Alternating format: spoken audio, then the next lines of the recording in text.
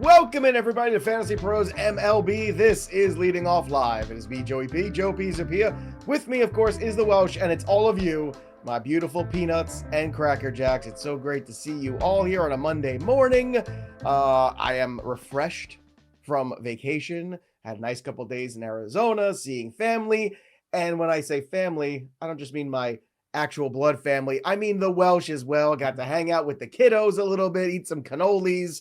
It was a great time, and this is a very busy week here, not just in the MLB channel, but the NFL as well, with the NFL draft going on. Subscribe over there. We got live coverage of the draft this week, all night, night one and night two. But Welsh, it's great to see you. What a fun weekend of baseball. Lots of injuries, which is never fun. But certainly Fernando Tatis looks like an absolute rock star, and that makes our producer, Michael Callie, very, very happy boy. It's a busy week for Callie, but you can always appreciate Fernando Tatis Jr. Could appreciate you coming out too. By the way, we did do a home run derby.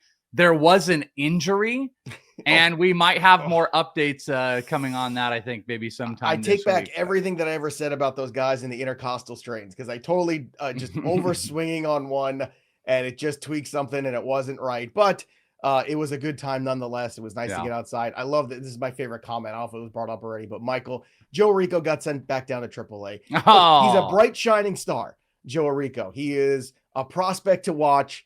But, when the big dog comes back from the IL, and then I feel like I'm on the IL. But in all seriousness, Rico crushed it as he always does. Yeah. We have a team here that is unbelievable, and I'm very happy I got to get a couple days away, because it doesn't happen. When my kids are off, I like to take off. That's the only time really I do that much, because I go baseball coverage, NFL coverage. I never stop, kind of like Welsh does too. So those NFL guys, they get like a 6-month break kind of. They're doing draft. What are they doing right now? I don't know. The draft. I got one show a week. I don't know. He will be called back up from AAA though later this week. I'm out Friday. Yes, right. So. I hear on Friday Welsh might have a little bit of I was like a strained tendon, or is it a groin? It's a groin issue, I think, for Welsh. Yeah, from watching all of my kids dance a competition. That's what it'll be. But it's the Joe and Joe show. Glad to have you back, buddy. Glad to talk all this baseball. 2 Joes, 1 show. Let's get to Fernando Tatis Jr. here on our Twitch. Again, we're live on Twitch every single Monday through Friday. Join us at twitch.tv/fantasypros. And of course, you can always find us on the YouTube channel as well. Subscribe on Fantasy Pros MLB. Fernando Tatis 2 for 4, another homer. Welsh, I don't know if you had him in perpetuity for the weekend. I saw you picked him on Friday, I want to say. He is hitting 358, 436 OBP, 691 slugging, 8 homers, 16 ribbies, 7 steals.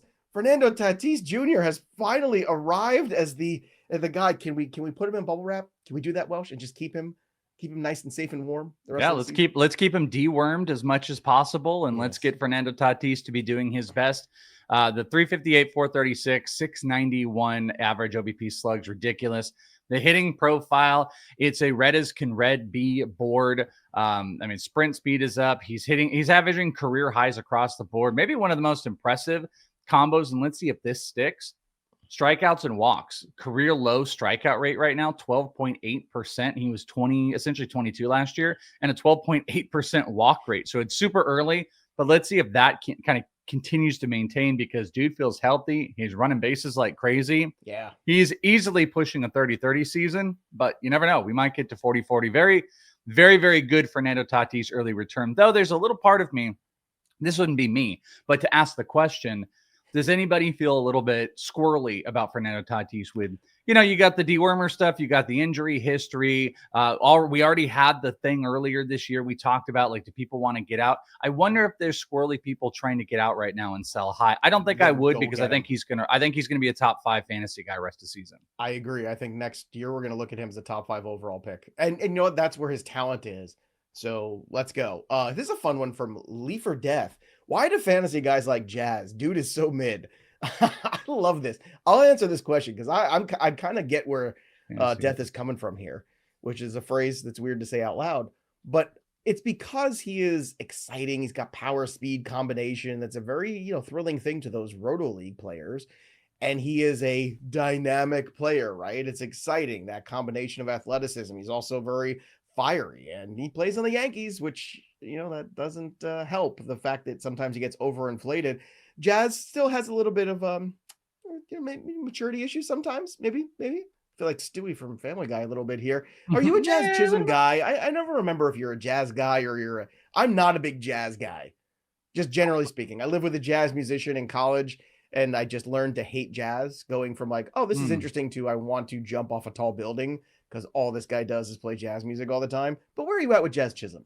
I love jazz. But I mean, I'll give you an easier answer where that question we needed a comma in there where it was like, why do fantasy guys love jazz? Comma, he's so mid. Because I was having a hard time conceptualizing why what do they saying. hate him so much? He's so mid. There's a super easy answer to why do fantasy people like him. 24 homers, 40 stolen bases. That works. That's pretty simplistic. And then you throw in third base. There's third base qualified player. You don't get that. The only person you get that out of is Jose Ramirez. So why do people love jazz?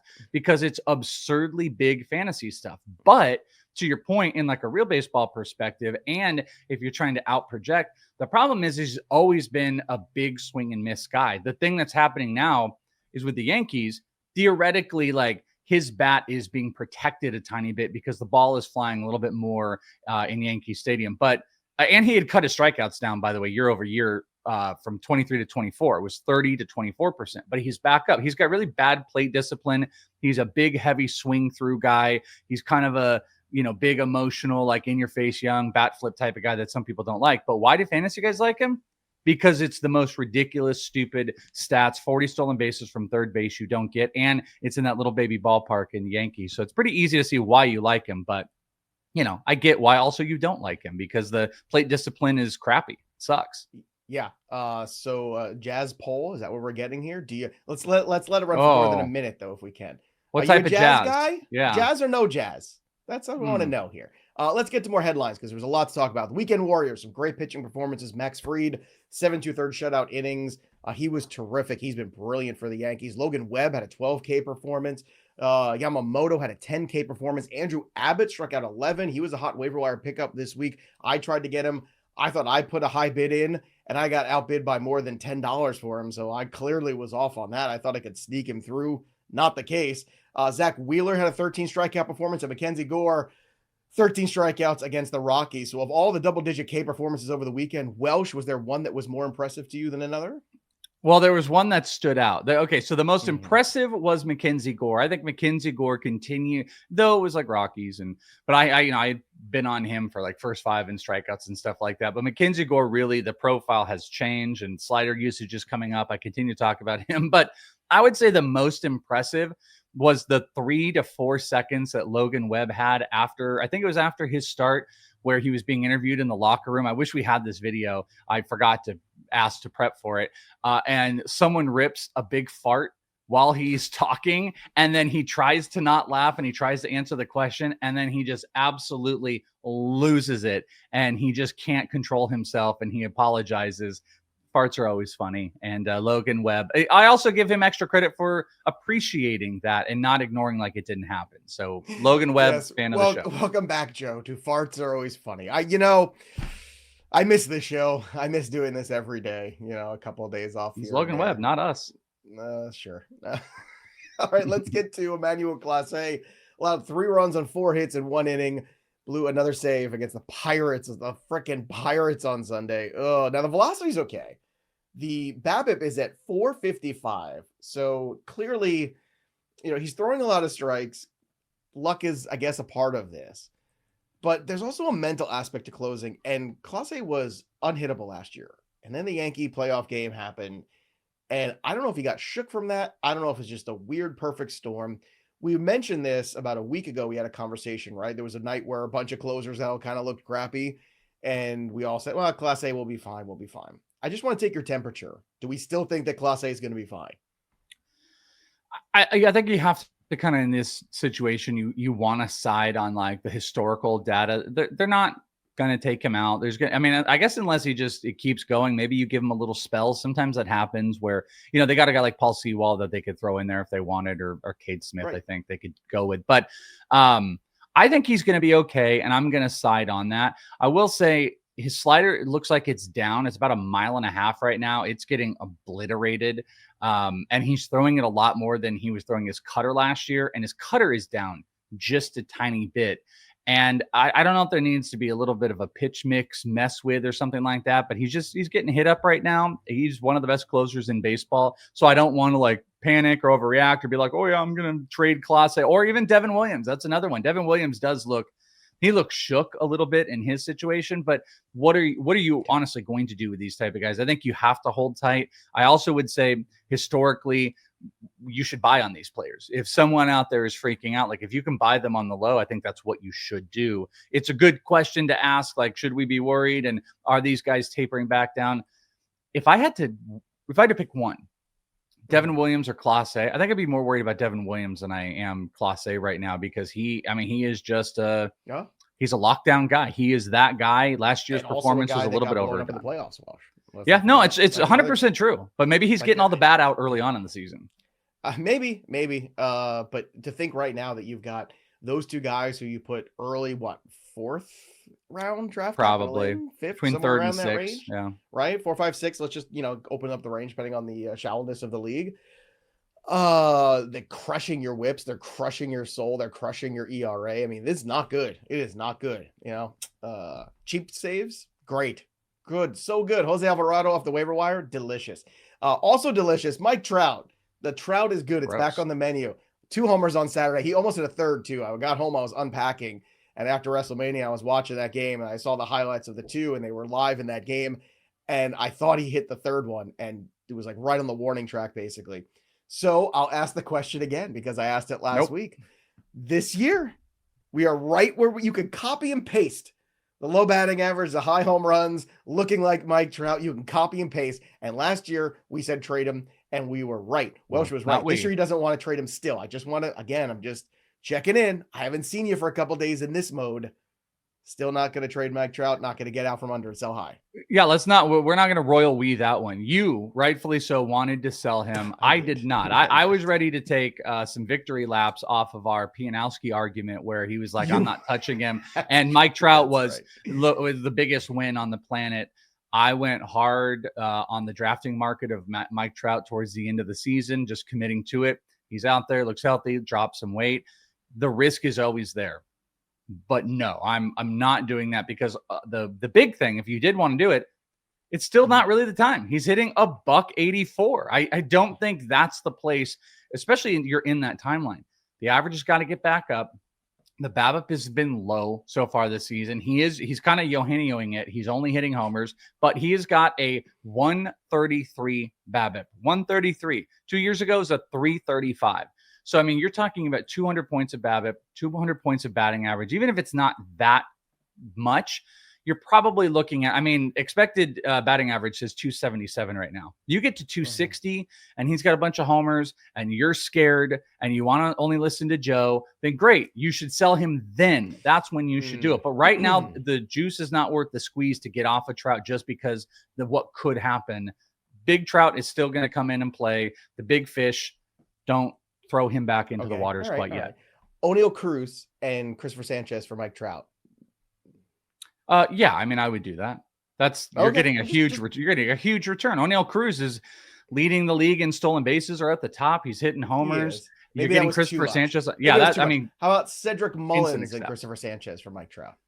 I'm sorry. No, absolutely Cedric Mullins. Okay. All right. I'm just gauging where you might be at here. Now, speaking of Joe telling the future, it's funny you should mention that, Welsh, because we are right here in a segment we like to call Joestradamus. We took a lot of punches in the last couple weeks. I was very bold about some of the guys that I'm not in on this year, or I'm not buying a certain April illusion that happens all the time. So I just want to check in on some of those guys because Welsh and I were fighting about them. So this is fun. Kyren Paris got a day off Sunday. Why? Because he's been bad. He's been so bad. 2 for 21 over his last 21 at-bats. A .095 batting average. 12 strikeouts. How many walks? Zero walks. None in his last 7 games. Michael Harris, I know he hit a home run this weekend. Congratulations. Woohoo. Check out this slash. Michael Harris, 200, 225 on base percentage, a 347 slugging. Holy crap, that's untenable. Something has to give really soon for that guy. And Rafael Devers after, he's back. I warned you, it was the Cardinals, possibly the worst pitching staff in baseball. Rafael Devers hitting 222 currently. He is 9 for his last 48 with a 188 batting average over that span, a 632 OPS over the last 2 weeks, and 30 strikeouts in 23 games. So Joestradamus so far looks pretty good, Welsh. Just saying. Just want to put that out there. You know, my birthday's tomorrow, and you're giving me a horrible gift right now. You're giving me an absolutely horrible gift to do this. Like I told you so. Of foresight? Is that what I'm giving you? A horrible You can't handle the truth. I mean, you taking a victory lap on this right now.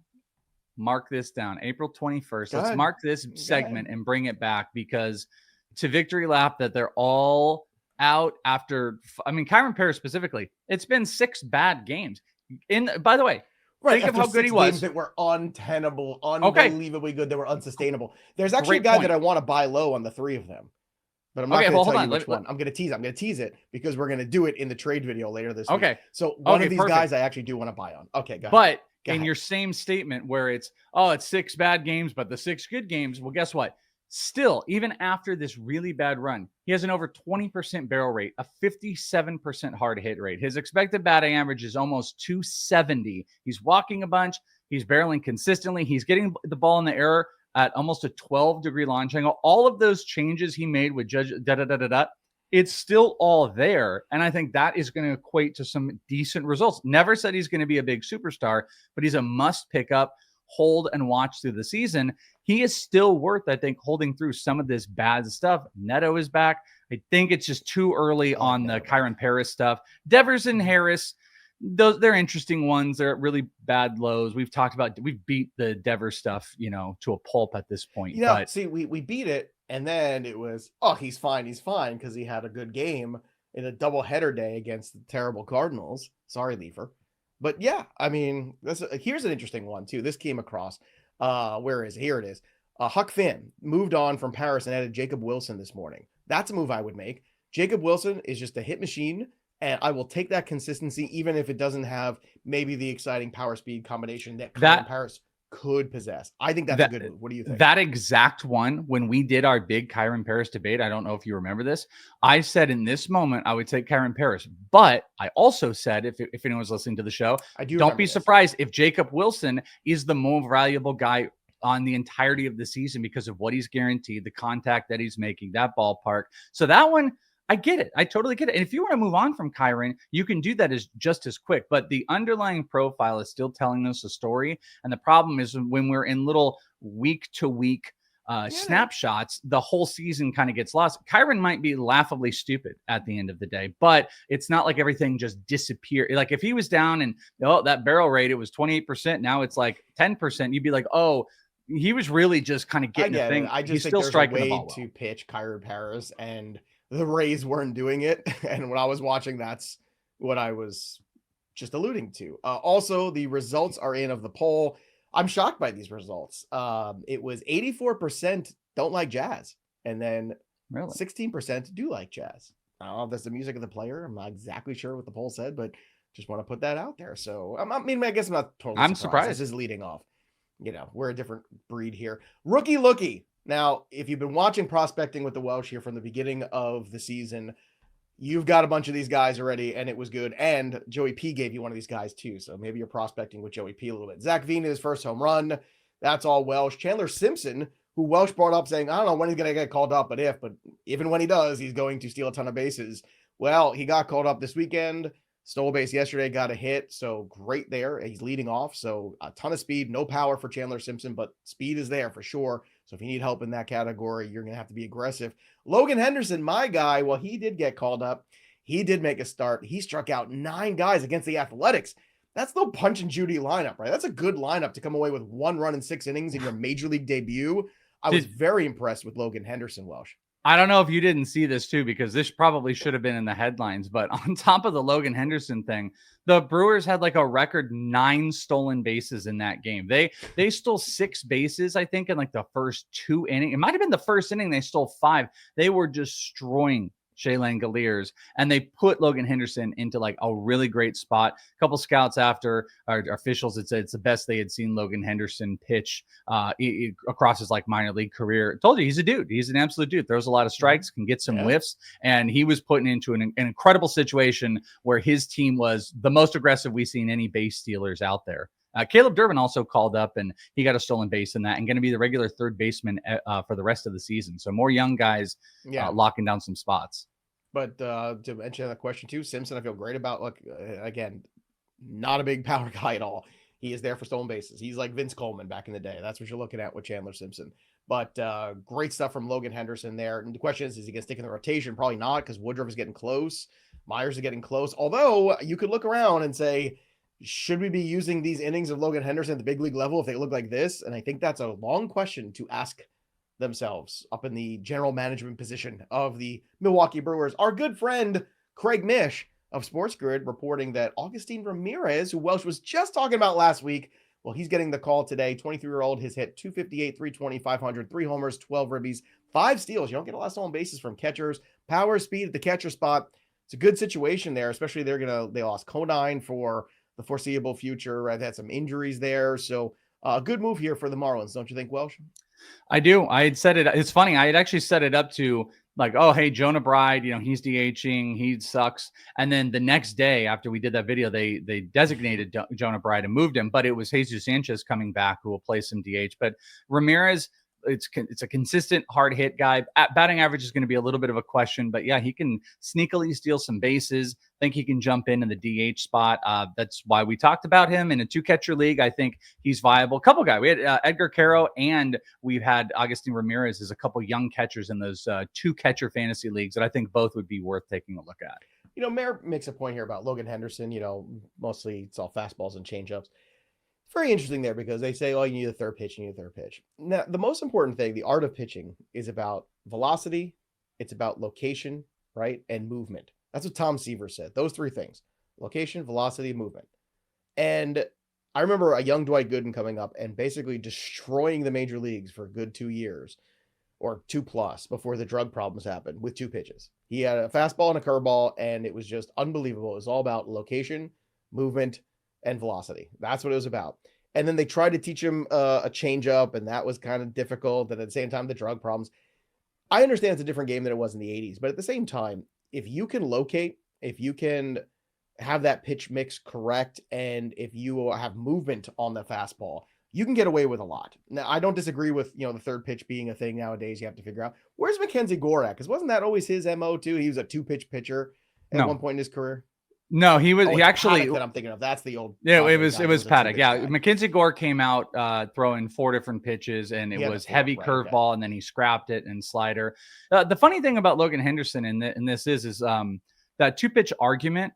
You don't hear people talk about it when it's a big fastball slider, and like what Strider does. People are like, yeah, maybe he needs to throw, but people don't make a bigger deal about it.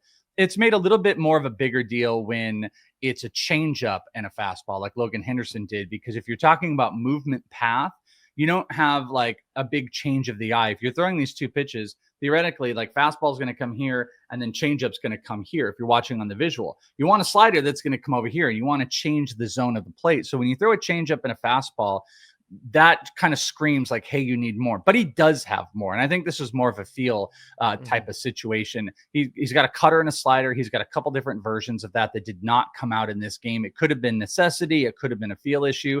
I think you will see those come up. I also think over time, this isn't a straight 2-pitch pitcher, but I think over time, you're going to see the development come up a tiny bit. Don't be surprised if it's in the next start. But that's my take. I get and understand why if you've not really watched him before, you would say like, oh, he's got to have a third, but he does. And I think you'll see more of that, because I agree. Fastball and changeup would not really be a sustainable 2-pitch mix. But I've seen a bunch of them. Life or Death 47 for the gift sub. Very cool. And shout out to anybody joining us for the first time. Welsh, was there anybody you wanted to shout out, or would you want to move to more rookies? Because that was your boy Leafer. Yeah, Leafer gave out a community sub. That's something you can do here. There's even a board to track it we have on the back end of who has given the most community subs, which, by the way, I think Leafer in April is now at the top of the leaderboard. So you can track that, and we can see that. Also, we had Young Mage subscribed with the Prime. You can use your Amazon Prime account. You can lock it up, get rid of ads, get in the home run contest, and you're getting us so closer. Ladies and gentlemen, we are 5 away from our 100 sub goal. 100 for April is beautiful. Tell your friends. Look, if you got friends that love baseball, I know you're in leagues with people, tell them about the show. If you want us to stay here and employed, tell them about the show, okay? Send it around, share it on your social media. Say, look, this is my favorite baseball show. If you love baseball, go watch this every day. We appreciate all of you. And of course, we just went through all that Lookie stuff. We were ahead of the curve. And the only way to stay ahead of the curve is with our segment every week here, Prospecting with the Welsh. That's right. We're going to take a look down on the farm. Some of them young bucks coming up here might make an impact on them Major League Baseball seasons pretty soon. Welsh, let's talk about some of those names here. And let's start with Roman Anthony, because people were asking us, why aren't you talking about Roman Anthony last week? Well, Welsh, maybe there's a little bit more to talk about this week. He's had this kind of up and down, but the trajectory has been moving up early minor league season. He got sent down. He had this big 2-homer game right out the chute, and then his average started to sink. And that was kind of the big question of what's going to go on with Roman Anthony this season, because you gotta get AAA figured out, especially if the Red Sox are going to consider making any big moves at some point. Christian Campbell kind of, he's getting it done. He's top 2 in Rookie of the Year voting right now. Second base has been a little bit squirrely, which actually, I'm going to throw this out here, might put a tiny bit of wrinkle in Roman Anthony being the guy soon. This wasn't actually planned for it, but Marcelo Mayer has been playing some second base at AAA. I could foresee that they move Mayer in, not our one, the good one. No. They're going to move him into second base, and he could be the second baseman, and Campbell could move over and start moving into an outfield spot. If that happens, it does put a question into the timeline of Roman Anthony. But Roman Anthony is meeting some of those questions, or he's answering some of those questions early on. It was April 10th. He was hitting just a $176. Roman Anthony now, it's short, obviously, season, so your average can jump up, but he's up to 267 so far, which is a nice big jump from where he was, because things were actually 273 as I'm looking at it now.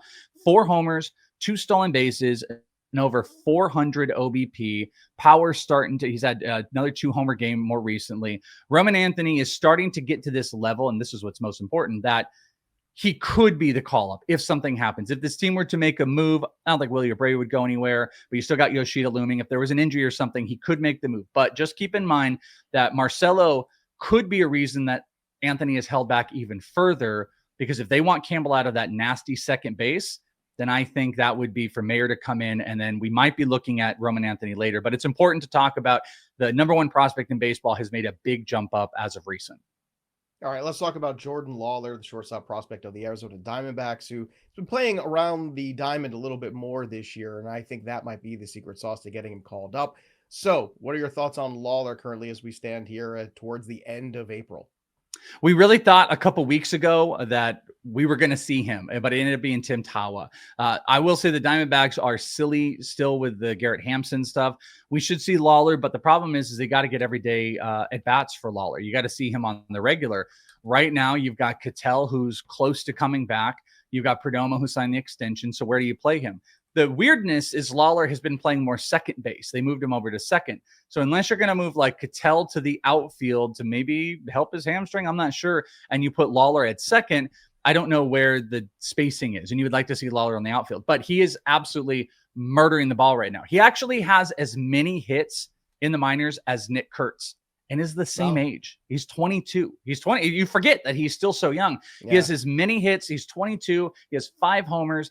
8 stolen bases, very aggressive, a 325 average with a 423 OBP and an over 1,000 OPS. He is destroying AAA, which is a hitter-friendly environment. We would love to see him in the majors soon, but the only thing is you would have loved to see him maybe playing some outfield. So I don't know how this is going to look. Maybe the Diamondbacks are going to shock us and move Cattell off a second or something like that. But Lawlar is hitting, and he definitely could be someone that could be up with the Diamondbacks soon. Another prospect here, this one in the Dodgers system here, is Alex Freeland, who right now is just on an absolute tear. Now, he's only got 1 home run, but he has 28 hits and 85 at-bats to start the season, hitting 329, the OBP over 400, the OPS over 900. So he's been terrific. Do you think the Dodgers are going to start trying to find a way to maybe get that bat in their lineup? The Dodgers make it super, super difficult because obviously, you've got like Mookie in the infield, and how many young guys would they commit to? But we have seen them do it before. I mean, Pajas is there. We saw James Outman before. If there's a player, I think it's Alex Freeland, who Alex Freeland can play multiple infield spots. He could play second. He could play short. I think he can play third. He's a hitting machine. He has more hits than Nick Kurtz or Jordan Lawlar. In fact, He is no one 23 or under has more hits in the minor leagues than Alex Freeland right now. Stealing some bases. He's got 6 early on and over 400 OBP, almost a OBP 100 points higher than his actual batting average. The RBIs, he could be at the bottom of the order. So maybe that puts a question into like what the overall fantasy value would be. But the high average and multi-position eligibility, I think, is something that could get him with the Dodgers there soon. I think the most important, kind of like the Agustin Ramirez, it's like, listen, if he gets called up, he really might be worth it. He might be worth picking up in that Dodgers lineup, even if he'll hit low, because he is an absolute hitting machine. He's going to steal some bases later on if you were hitting, let's say, 8 and you're putting yourself in RBI spots. And it's also really good pull hitter friendly for right-handed hitters ballpark. If you were there, Alex Freeland is someone that needs to be at least on radars if he gets called up. Yeah. And especially if Max Muncy continues to hit under 200. He's in 191 right now with 4 RBI and 13 hits on the year. And I know he's a streaky player and he can get hot sometimes, but at the same time, maybe this is it. Maybe this is the time where he does not rebound. And if there's flexibility there between Betts and Edman and Freeland, all of a sudden good things could happen. Before we head out here, just an update on Nick Kurtz and Bubba Chandler, guys that we're anticipating. We're just watching the clock, watching the Twitter machine, trying to wait to find out when these guys might get called up. So Chandler, Kurtz, what's your latest beat on those guys? Yeah, just as an update for everyone to know, 321 average on Nick Kurtz, still leads the minors in homers with 7. Ridiculous on the hits front. As I told you, he's near the tippy top. He's tied with Lawlar, 1 less than Alex Freeland, 1,000 OPS. I kind of think the twofold. The only thing that's really holding him back is the strikeouts, but there also might be just that they're figuring out the position flexibility. I think we saw Rooker 2 or 3 times last week play in the outfield, which is huge. They're telling us his story is soon. Nick Kurtz's strikeouts are a bit of a problem, but I just don't think it's going to hold back with that A's team winning. So he continues to hit. He's not running into any bad streak. Nick Kurtz should be up this week. Nick Kurtz should be there this week without question, or we riot. All right, or we riot. There you have it, everybody. Make sure you check out all the Welsh prospect news you can possibly handle over FantasyPros.com. And of course, join us every single Monday live for Prospecting with the Welsh right here on Fantasy Pros MLB. Let's fly around the league here with a little 3 up and 3 down. Rhys Hoskins 3 for 5 with a homer, 4 RBI there for the Brewers yesterday and a stolen base for good measure. Jake Irvin was terrific, but it was against the Rockies. Still 9 strikeouts. That's a accomplishment there for Jake Irvin. Zach Neto 1 for 3, his first home run of the season. He came back this week. So good for Zach Neto. We love to see him coming back. 3 down, Charlie Morton. Oh, the milk's gone bad, Charlie Morton. It's not good. 7 runs. The 5-finger say to the slave face, Charlie, slap. Not slap. 2 1/3 innings here.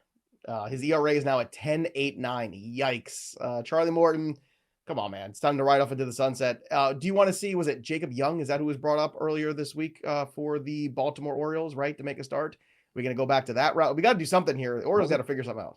They got to make a trade. No, they got to make a trade. They got a couple guys. They got like Chance McDermott, and they've had Cade Povich, and there's a couple young players, but that team needs to not be experimenting with young pitchers. Not Jacob Young. What's the name of the Baltimore Oriole guy that just got called up and got sent down? I have no idea who you're talking about. Cade Povich? No, not Cade Povich. I would have said Cade Povich. It was another pitcher. It was just this week. Maury Povich. That's it. Maury Povich. I'll find it here in a second here. Also, not good. Joe Ryan, 6 runs, 8 hits, 5 innings against the Braves. And Jake Berger 0 for 3. He continues his descent into madness. 179 batting average. He's also got 21 strikeouts and only 1 walk in 70 plate appearances. That is brutal, my friend.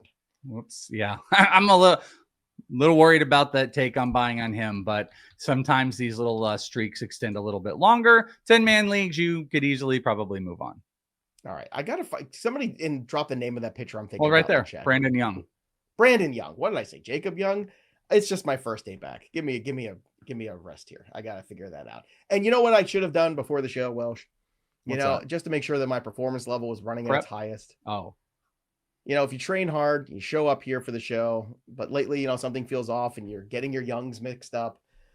Maybe you're a little fatigued after, the change in time back and forth and time zone and the flying and all that stuff, and recovery can take longer. Maybe my performance isn't where it used to be. These are signs maybe of low testosterone, a condition affecting about 30% of adult men in America. And Kaisertrex is an FDA-approved testosterone replacement therapy designed for men just like me and you. It's not an injection. It's not a gel. It's a twice-daily pill that seamlessly fits into your active lifestyle, helping restore your testosterone to optimal levels. So don't let low T hold you back like it did me just now, screwing up the names of a guy. Visit KaiserTrex.com to learn more and find a provider near you who can help you get started today. That's KaiserTrex.com, KYZATREX.com. Now, it's by prescription only.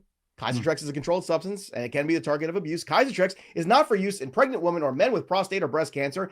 Safety and efficacy in those younger than 18 is not known. We don't know. Nobody knows right now. Tell your doctor about all medical conditions and medications you're on. Serious side effects, they could include increased blood pressure, worsening prostate symptoms, increased risk of prostate cancer, blood clots in the legs or lungs, decreased sperm count, yikes, liver problems, enlarged or painful breasts, and breathing problems while you sleep. Common side effects include swelling of the feet, ankles, or body, increased red blood cell count, increase in prostate-specific antigen or PSA levels. And PSA is a test used to detect prostate cancer. Report those symptoms to your doctor. Call your doctor to learn more about Kaisertrex. For questions and more information, visit KaiserTrex.com or call 1-833-949-5040. Man, I missed that. Similar side effects I have with doing a show with Joe Pisapia. Similar side effects, blood pressure. All those things are true. Yeah, the rest too. I was going to start saying them, but let's not have me saying that on camera. All right, well, you know what time it is. It's time to talk about the injuries. We'll try to run through these two. I know we're running long. It's a Monday. It's what we do on Mondays. Rangers activated Wyatt Langford. That's great. Luis Arise, scary moment there where he got knocked down in that collision at first base. But, whammy! Ooh, yeah, not good. But luckily he was released from the hospital, so thank goodness. Marlins put Griffin Conant on the 60-day IL with a left shoulder dislocation. He's going to have a bunch of tests. It's a shame. I kind of like him as a player. Certainly a big fan of his dad. So this is a bummer here for the Marlins. AJ Puck, your dude, 15-day IL, elbow inflammation. Welsh, panic time? Yeah, I don't like that. Elbow inflammation is horrific. I'd also point out, here's a little tidbit I'm going to throw out. He didn't go to Justin Martinez in a high leverage situation. I think he's still the guy, but Shelby Miller has one of the best fastballs out right now, completely reworked his stuff. Kevin Ginkel's not healthy, who would also get save opportunities. I would not be surprised if a save opportunity or two gets thrown to. Now, Shelby did actually technically kind of blow the save yesterday and got the win, but they might look at Shelby. I think this is an arrow up for Justin Martinez, but I don't think it is a all saves go to Justin Martinez situation. I am worried that Puck is going to be out for a while. Okay, that's bad news there. So make your plans accordingly on the closer front. Kerry Carpenter left Sunday's game with a hamstring soreness issue. He's going to go testing today. Tyler Glasnow was just a cramp in his calf, so seems to be okay. He's going to make his next start. I know the Dodger fans were freaking out there it was not good. It was not pretty there on social media for a little while. Can't afford to lose Glasnow and Snell. Vientos just started to hit. Now he's got a groin issue. We'll see if they put him on the IL. Springs dealing with a hamstring. He expects to make his next start. I know somebody earlier was asking what do you do with Springs. I think you just hold him right now. Jack Leiter is going to make his rehab start on Tuesday. That's good news. Maybe he'll make two, in which case you'd see him back next week. Maybe just the one. We'll find out. Lucas Giolito, Brian Bayo, both should be ready to go sooner than later. Bayo actually is going to be activated for tomorrow's game against the Mariners. Today they're playing baseball right now because Patriot Day. It's always fun there in Boston. And the Mets have got two guys returning. Francisco Alvarez and Jeff McNeil both look to come back probably later this week. But the question is McNeil a utility guy? I think the answer is yes. We'll find out pretty soon. Welsh, it's time for the best bets of today with Joey P and the Welsh. Let's take a look at it. I like Spencer Schwellenbach. No J's, all the Schwellenbach. Right now, 5.5 strikeouts at -112. This is a gimme. I want this one all the time. And for S's and G's, I want to pair it with just the Braves on the money line today. You can push that number all the way with the over on the strikeouts to +152. In between that, some other things that I'm on today. Kevin Gossman, 6+ Ks of the alternate strike line. You can get that up to +158. Gossman's been terrific this year. Really kind of, I think, one of the unsung heroes of starting pitching in fantasy baseball. I don't think we're giving him enough credit for getting back and bouncing back, because last year was not good. It was very inconsistent. Gossman's been terrific. I like this matchup for him. And Bryce Harper against the Mets killer, Bryce Harper, to drive in a run +175. Those are my bets for Monday. Welsh, what are yours? Yes, I'm with you with the Schwelly Bach. A couple of people noticing, they're going, oh, LOL, look at the different odds. Well, there are different books. We definitely highly encourage you to go and use our code over on FanDuel. $5 gets you 200. FantasyPros.com/leading off. There's your code. Get that offer. I'm sorry, bettingpros.com/FanDuel. Completely wrong one. Bettingpros.com/FanDuel. Bet 5, win 250. There you go. I don't even know if that's our ad. If that's our new one, that's great. It's even better, but go and check that out. But you can get different odds at different books. There's a shocker for everybody. Well, that's why I use the Betting Pros app, which and it'll tell you. And I did. So I got a little bit better than Joe. So -110. I will say the funny thing is here, we're not doing no run first inning. We're just doing no run first. We're abbreviating it with a nerf, not a nerfy. Miami, Cincinnati, we just forgot the I, but -140, you've got Mayer and you've got Lodolo. I like that one quite a bit. Miami at the very bottom of first run scoring. Cincinnati's a little bit on that middle side, but two really good pitchers. So we're going to go with no runs there. And we're going to go with the Yankees first 5 money line. Clark Schmidt is back. There's some wind blowing out there. Gavin Williams has not been great, but we are going to be going for at least the push. That's a good thing we get on first 5 money lines, but we're going to go Yankees first 5. We got a nerf and we've got Schwelly, the Schwellenbach. Those are my bets for the day. Yeah, and I also put my bets in at like 6 a.m. East Coast time, whereas Welsh will do his, probably a little closer to showtime. Also, mine are all over the place. Sometimes I do mine on the night before. Yeah, sometimes the night before. So it's we're different time zones, different people. But the best way to make sure you're always getting the best line is, of course, by using the Betting Pros app. And right now, we've got a free trial of Betting Pros today, 7 free days of Betting Pros Premium. This is the best week to do it because not only do you have baseball, but you got the NFL draft going on. Lots of fun wagers on that. We've got tons of content on NFL Draft, again, on Fantasy Pros and on Betting Pros. So download the BP app today. Use that promo code leading off because when you do, you'll unlock the exclusive betting tools for the MLB prop bet cheat sheet, the betting system, same game parlay, Sharp AI, all of it in our premium tool suite on Betting Pros. So download that bad boy. This is the perfect week for the free 7-day trial. Use it. Become a better over at Betting Pros. All right, let's move on to home run calls. Let's take a look at the board. I didn't make any. I was on vacation, so you're never going to see me on the board this year. That just happened. So who's in the running for the Sammy Sosa jersey? Well, we have far out. We have Marty and Cookie Chubbs, all at 12. Very impressive. Also impressive, the Welsh with 9. God, I'm just basking in your glory. Remember, go to our Discord, fantasypros.com/chat. Join the home run channel. Make your bets for make your picks for home runs. Sammy Sosa jersey autograph from Pristine Auction can be yours. Welsh, where are you going for your home run call today? We are going to go down to San Diego, or to me, it's like a little bit over to the left. We're going to go to San Diego. I'm placating to Callie. I'm like, hey, Callie, you're doing a great job. Let's go with your boy. I'm going to go, and I will say this. A lot of people are posting this, and very lightly saying it, but there's some Nick Castellano bets because something happened in the world. He is going to be the most.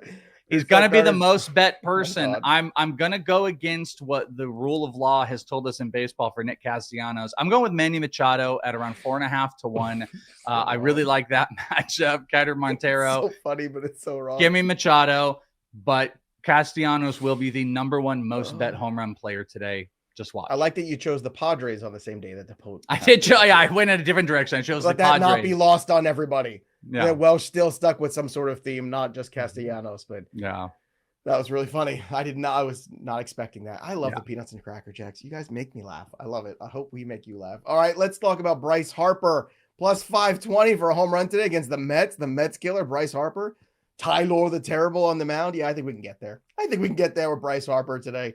So give me Harper for the home run call. Welsh, it's good to see you. It's good to see all my Peanuts and Cracker Jacks. I know a lot of people are off this week, spring break with the kiddos and everything. Remember, you can always watch us back on demand on the YouTube channel. Subscribe today. We're trying to get to 30,000 subscribers, and we could do it with your help at Fantasy Pros MLB. That'll do it for us, but the story of the game goes on. For the Welsh, I'm Joey P. We'll see you next time, kids.